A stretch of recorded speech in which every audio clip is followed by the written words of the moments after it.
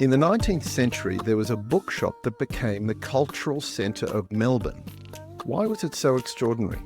Who writes the fortunes that live inside fortune cookies? Jantelagen is a Swedish behavioural norm that the younger generations are pushing back on. What is Jantelagen? And finally, in this episode, we relive the glory of the 1983 America's Cup and how a top-secret new design took the sailing world by storm. Hello and welcome to REMORANDOM. I'm Remo Giuffre. And I'm Claudia Chanshaw. Claudia, I always start by saying, Claudia, Yes, Remo. the Memorandum 1, 2, and 3 have all been kind of warm colours. There was red, and then there was orange, and then there was yellow. But the exciting thing now is that the one that I'm sending to the printer next week is green. But Green. yes, good. Green is Wow. good. But the thing is, this is the excruciating issue. You know, what green? Oh. What green should it be? You any closer to this? I had lots of fun with my designer over the weekend, bouncing back and forth. The problem with my PMS book is that it's like 30 or 40 years old, and I don't trust these greens anymore. I don't trust those colours. I think we'll get there. But, you know, whenever I'm watching some Netflix series, some Iranian woman had a green headscarf, and I paused the telly. Melanie said, "What are you doing?" I said, "I just love that green. I just got to get a screenshot of that green." So it's been in search of the perfect green. I think we've got a good one though. I'll let readers be the best judges of that. But I like the green of the green tree frog. That's a nice green. right, yeah, I don't like it when there's a bit of blue in it. It's not okay. quite Benetton green, but it's in that family though, don't you think? Yeah, I've only got- well, I only get to choose emerald. one green. I only get to choose one Okay. green.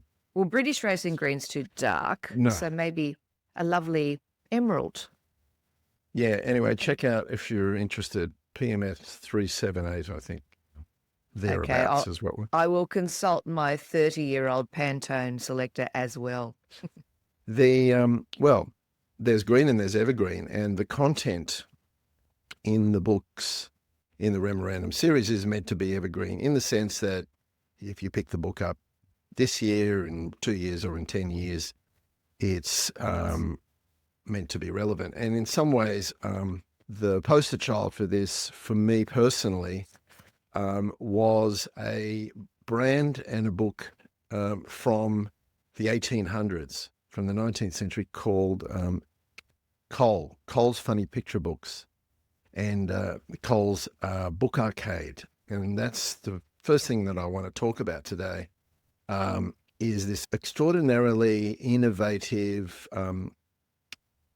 Melbourne-based retailer in the 1870s, 1880s.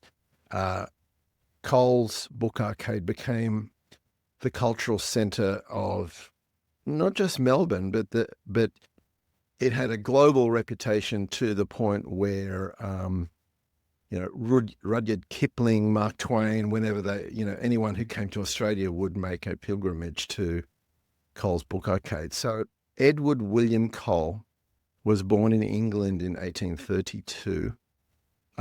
He was a self-made guy who combined philosophy and philanthropy with a healthy sense of humour and business acumen to create this. I mean, let's face it, it was a bookshop, but oh boy, it was way more than a bookshop. It monopolised Melbourne's book trade for many, many years because it was giant and multi-level. It was this multi-level glass-roofed arcade where books were displayed against all these glittering Victorian baubles and live monkeys and stuffed crocodiles and funny carnival mirrors and exhibitions and rainbows, which was a Cole trademark. Wow. So it sold books, but also produced its own book, the Cole's Funny Picture Book, which will trigger fond memories for a lot of Australians, I think. You too? I had one. I actually had two. I had an antique one that was more than 100 years old, and one that my mum bought me in the 1970s. I love Right. those books. Yeah. I will, for you listeners who are also viewers on YouTube or Spotify, I'll put some spreads up so you get what I'm talking about. But it was a combination of, cartoons and quizzes and puzzles.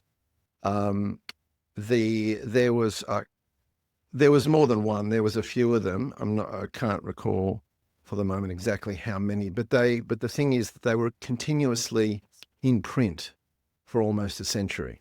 So they just kept reprinting and reprinting and reprinting. So that's evergreen, and that's something to aspire to, I think. And that's kind of what's driven me a little bit to make sure that our content isn't overtly newsy or political or anything like that. So it's like here today, Timeless. here tomorrow, and timeless. So he was a gifted merchant. There's no doubt about that. He really knew how to create desire and create an environment that people wanted to be in. A little bit, although, possibly a pale imitation or a pale reference. The Remo store in the late 80s and early 90s had a little bit of that. Je ne sais quoi. Je ne sais quoi. You didn't have live I monkeys. had no so- monkeys. The problem is I had Shush. no monkeys. I got no Oi. monkeys. I got no monkeys over here.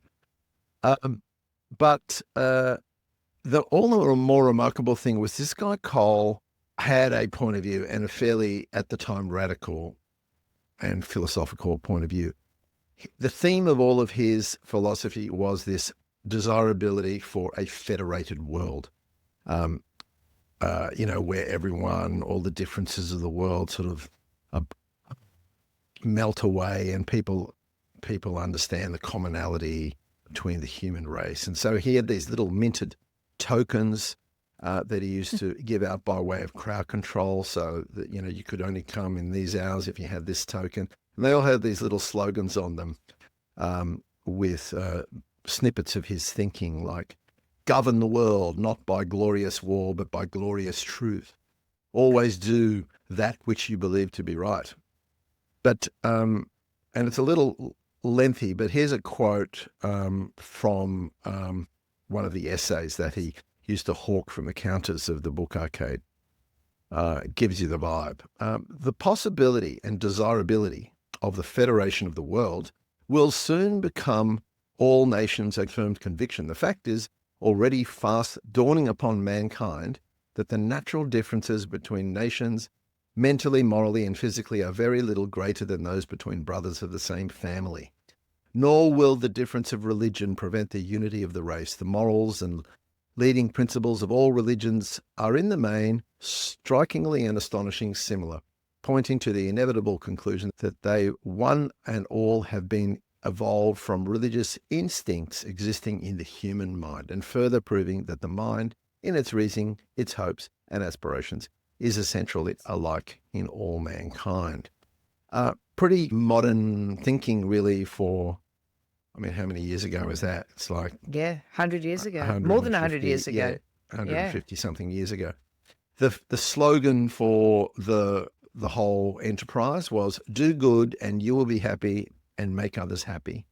So kind of wise words, remarkable guy.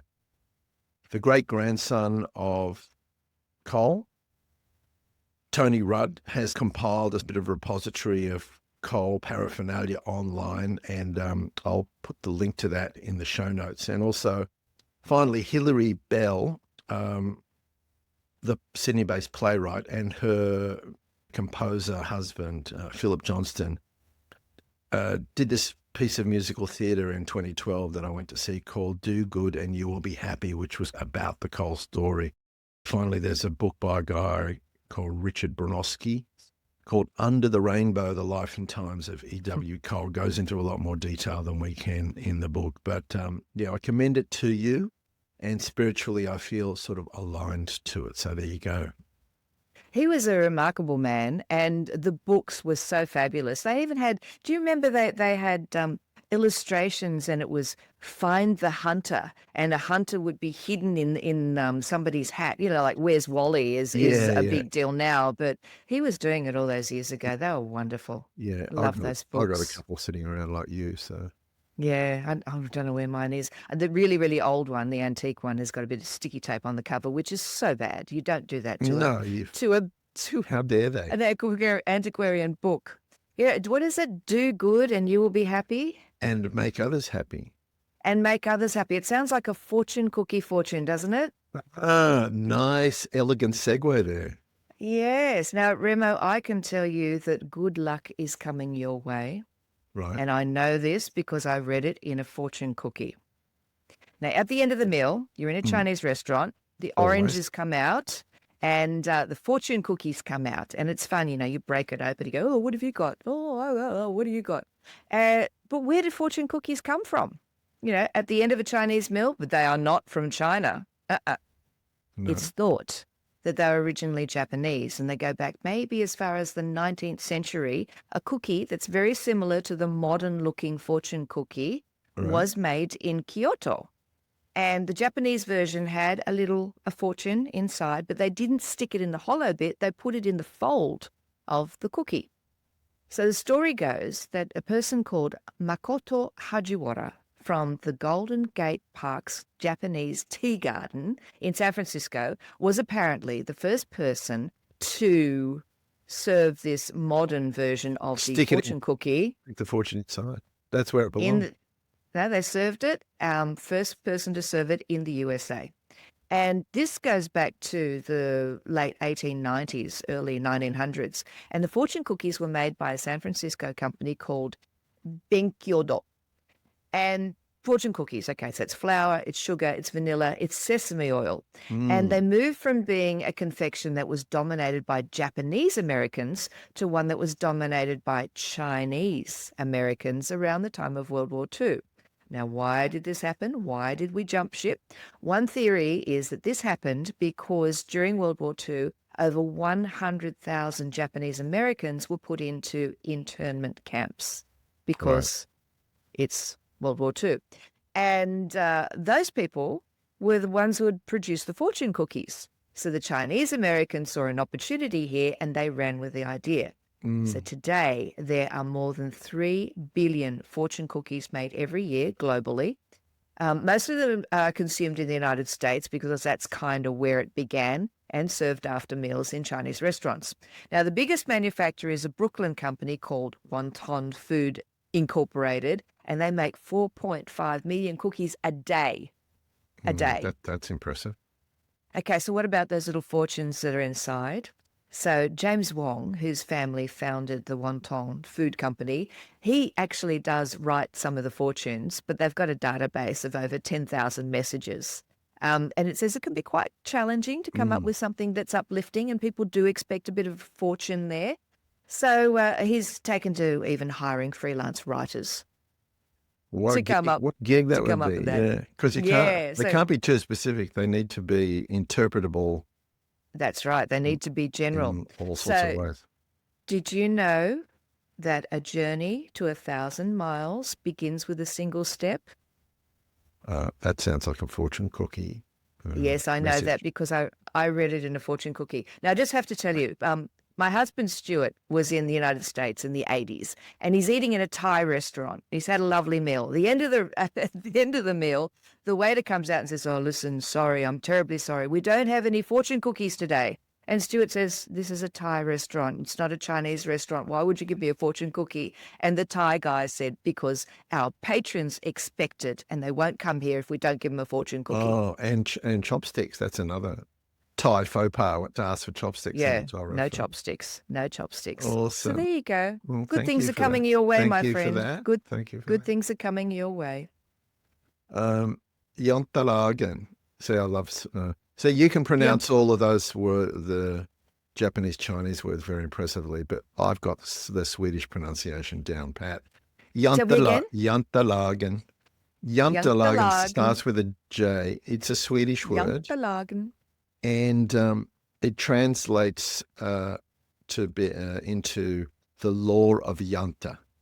And there's a Danish version called Jantelagen, but let's stick with Jantelagen, please. Sounds like something from IKEA, doesn't it? So I'll have one of those, and can you take it to the car because it's too heavy? So it's this Swedish behavioural norm that's sort of accidentally crept into the culture and maybe is creeping back out of it now. It's about putting society ahead of the individual and not boasting about your personal accomplishments. It's, so Jantelagen promotes this attitude that everyone is equal and frowns upon any kind of pumping up your own tires, arrogance, belief in higher status, or no chest beating. So no sharing your wins, no your wealth and your income, no publicly celebrating the mountains you've climbed or the deals you've done or your triumphant personal growth. It's all taboo according to this law, and its origin is fictional. An author, a Norwegian-Danish author, Axel Sandemus, wrote a satirical novel called A Fugitive Crosses His Tracks. It was published in 1933. And in the book, the protagonist is this character, Espen Arneke, and he lives in this fictional small town of Jante, which upholds this specific moral code. And in the novel, it lists the 11 rules, then the do's and don'ts of this particular small town society. And reading down this list, it's like, I'm not going to read all 11, but I'll just give you a sample. Number 1, you're not to think you are anything special. Number 3, you're not to think you are smarter than we are, we being the society. You're not to think that you know more than we do, that you're more important than we are. Number 7, this is particularly harsh. You're not to think you are good at anything. Oh, dearie me. I know. You're not to laugh at us. You're not to think anyone cares about you. Blah, blah, blah. So super hardcore. But it was satire. It was intended to be satire by the author. But for whatever reason, it got appropriated by the Scandinavian culture and sort of adopted as. Oh, God. And it's a bit confusing. Even the Swedish actor Alexander Skarsgård was interviewed on the Late Show with Stephen Colbert. I've got a link to this interview in the relevant chapter of the book, and you can watch it. He was explaining why he didn't display the Emmy that he won for his supporting actor role for that HBO series Big Little Lies. And he blames Jantelagen for that, so it's kind of, so even though it's regarded as this pillar of Scandinavian, way of being, it's getting pushback from the younger generations who have been brought up on a Hollywood-esque diet. The Swedish media is now increasingly filled with lots of rags to riches stories, celebrating individualism and entrepreneurialism. The Swedish youth aren't all that happy that they've been lumbered with this overly modest societal norm. So, I think that one's probably going to wither on the vine. Well, especially if they think? have social media. Yeah, if they have social media, which is all about me, here's what I had for breakfast, I'm fabulous, don't you love what I'm wearing? Look at my shoes. I don't think it's going to stick. No, it's not going to stick. So, I don't think so. Well, we don't have such reticence in Australia. Reticence, yes. So we do not have such reticence in Australia. In fact, we are still bleating and chest beating about our win at the America's Cup in 1983. I've been looking forward to this. Yes. What a moment of national pride that was. America's Cup, the oldest continuously presented trophy in the world. The race predates the American Civil War. And between 1851 and 1983, the New York Yacht Club was always victorious. They won every single race. They even bolted the cup to to a How stand dare, in how their dare room, they? in their meeting room, in the trophy room, because that was going to be theirs forever. But then along comes the entrepreneur Alan Bond, and he's got the idea that Australia is going to bring home the cup, and he enlists the help of the self-taught boat designer and Novocastrian Ben Lexon. So it's May 1983. The crew of Australia 2 head to Newport, Rhode Island, and the eyes of the world are locked on this mysterious keel that they have under the boat. It's covered. You can't see it, but they're all intrigued. It's a closely guarded secret, but everybody knows something's going on. And so Lexon had designed a wing keel that gave the boat a significantly better maneuverability, let's say. And the sailing world was caught off guard and they weren't pleased. So during the trials, the New York Yacht Club said that it was illegal, and the controversy ended in Australia 2's favour, thankfully. So best of 7 races, they're tied 3-all. There's a false start. Ooh, Australia's now, nervous, but they start again, and Australia wins. They win. They beat Liberty by 41 seconds. So we go back to the dock. Alan Bond orders for the boat to be lifted out of the water so everybody can see the keel. People are jumping in the water to touch it. There's one bloke who was in a dinner suit who jumped in the water. Over on the other side of the world, Australians, who'd been waking up at 2 a.m. every day during the races, yes, were very, very excited. They started partying big time. And there's famously, Bob Hawke is filmed declaring to the media, I'll tell you what, any boss who sacks a worker for not turning up today is a bum. Yay, Prime Minister. do you remember the jacket he was wearing too? I do remember the jacket he was wearing. It's forever etched in my memory. So 2 decades later, 2009, after Lexon's death, the Dutch naval architect Peter van Oosenen claimed that the wing keel was actually designed by him and his team. And if that was true, then that would have been a reason to disqualify Australia too, because it needs to be made by the nation that's been represented. But no, that's not so. The skipper, John Bertrand, and the project manager, John Longley, said, no, that is not the case. Lexon had, even as far back as 1958, been testing it out on his skiffs Taipan and Venom. Lexon did comment about all the controversy in 83, and he said, I have it in mind to admit to all at the New York Yacht Club that I really owe the secret of the design to a Greek guy who helped me out, and it was invaluable. He's been dead for 2,000 years. Bloody Archimedes. Bloody Archimedes. Now, Remo, I have to tell you, I was in Newport, Rhode Island at the time in 1983. You're kidding. Some bright Aussie saw an opportunity and set up a thing called Aussie Expo. And it was all these different Australian products to take advantage of the interest in Australia. So we go over with the Vivienne Chancellor fashion label. There's we're on a stand next to someone selling koalas. And on the other side of us is Dr. Jerd's Jungle Juice. So I think I remember that. Yeah. You'd remember it if you tasted it. And so there's a lot of excitement with the Australians. There were parties every night, all the Aussies just together, and Malcolm Fraser's at the parties. And one party that I was at, Malcolm was there, Alan Bond was there. And I walked past him, and he's sitting on a chair, and he goes, hello, darling. And I go, hello. And he slaps his hands on his lap as an invitation for me to sit on his lap. Please. So, I'm young. I thought, this is fun. So I sit on his lap. We're having a chat. Is Nothing this a going hashtag on. something or other? No, anyway. No. So we're having a chat while I'm sitting on his lap, and I'm aware of this shadow coming over me, and a woman with flaming red hair who looks at me in the face and says, hello, I'm Mrs. Bond.